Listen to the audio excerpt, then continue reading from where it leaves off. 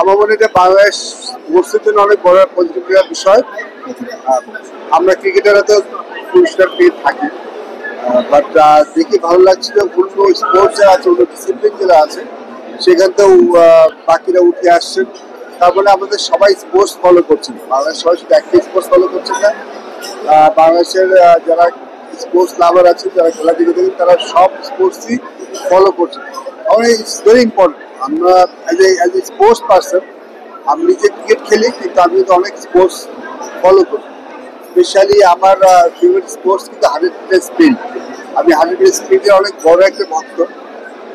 তো সেখানে আজকে ভালো লাগলো ইমরান আজকে পুরস্কার পেয়েছে দেখে। আমার এটা বাংলাদেশ স্পোর্টসের জন্য কিন্তু খুব গুরুত্বপূর্ণ একটা বিষয়, বিকজ আমি পার্সোনালি ফিল করি অ্যাজ এ বিং ক্রিকেটার সবারই স্পোর্টসে আসা উচিত। ক্রিকেট ম্যাচ, এটা ফুটবল হতে পারে, অ্যাথলেটিক্স হতে পারে, হকি হতে পারে। তো আমাদের জন্য সবার জন্য খুব ইম্পর্টেন্ট মাঠে আসা, খেলাটা খেলার চেষ্টা করা, যেটা আমাদের ভালো লাগে। দুটো ক্যাটাগরি ছিল যেখানে ভোটিং এর বেসিসে আসার সুযোগ ছিল, দুটার একটা তো ক্রিকেট জেতেনি, দুটো অন্যান্য স্পোর্টসে। আর এটা কি কাইন্ড অফ ক্রিকেটের জন্য অ্যালার্মিং? না, not at all, not at all.